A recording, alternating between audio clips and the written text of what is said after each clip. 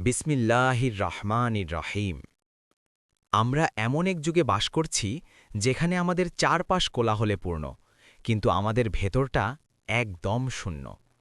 আমরা সুখ খুঁজি দামি গাড়ি, বাড়ি আর সোশ্যাল মিডিয়ার লাইক কমেন্টের মাঝে, কিন্তু প্রকৃত সুখ ও শান্তি কোনো পার্থিব বস্তুতে নেই। আল্লাহ তাআলা পবিত্র কোরআনে স্পষ্ট করে বলে দিয়েছেন, জেনে রেখো, কেবল আল্লাহর জিকিরেই অন্তরসমূহ প্রশান্ত হয়। সূরা আর রদ ২৮ নম্বর।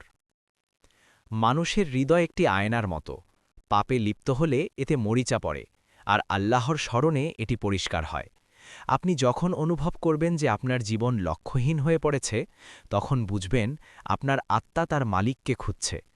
যখন গভীর রাতে সবাই ঘুমিয়ে থাকে, পৃথিবী নিস্তব্ধ হয়ে যায়, তখন মুমিনের আসল সময় শুরু হয়। তাহাজ্জুদ হল আল্লাহর সাথে প্রেমের ব্যক্তিগত আলাপ।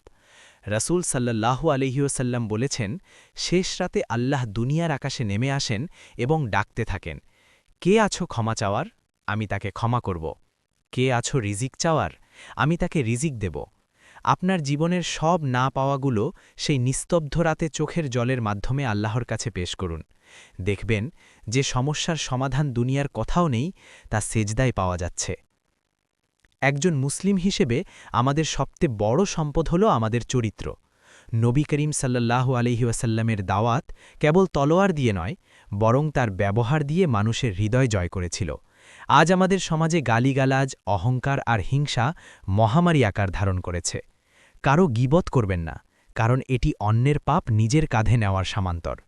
মানুষের সাথে হাসি মুখে কথা বলুন, এটিও একটি সাদকা।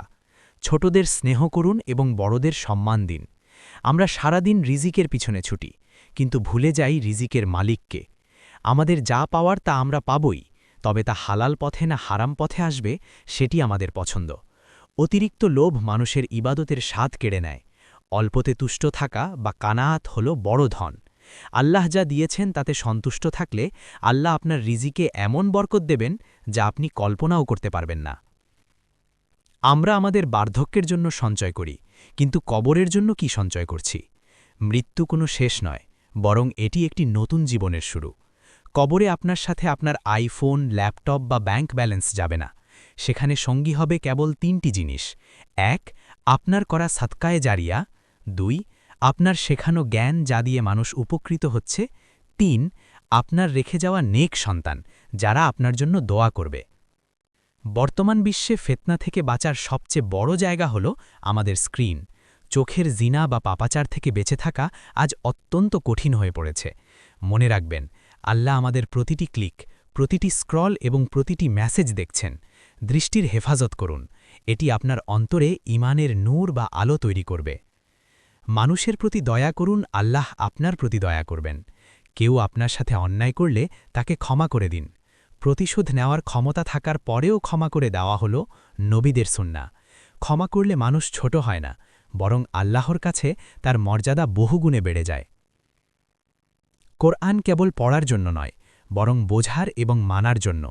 প্রতিদিন অন্তত একটি আয়াত অর্থসহ পড়ুন, এটি আপনার অন্ধকার কবরে আলোর বাতি হয়ে জ্বলবে। কোরআন হল আল্লাহর পক্ষ থেকে আমাদের কাছে পাঠানো একটি প্রেমপত্র, যা আমাদের সফলতার পথ দেখায়। দোয়া হল মুমিনের হাতিয়ার।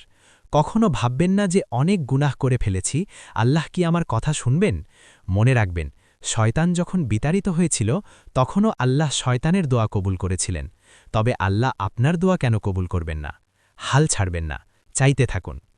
জীবনটা খুব ছোট, আজ আছি, কাল নেই। তাই আসুন আমরা আমাদের প্রতিটি মুহূর্তকে আল্লাহর সন্তুষ্টির কাজে ব্যয় করি। পরনিন্দা ছেড়ে দিই, নামাজে মনোযোগী হই এবং মানুষের সেবায় নিজেদের নিয়োজিত করি।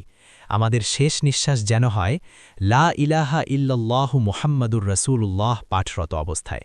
আল্লাহ আমাদের অন্তরগুলোকে ইসলামের নূরে আলোকিত করে দিন। আমিন।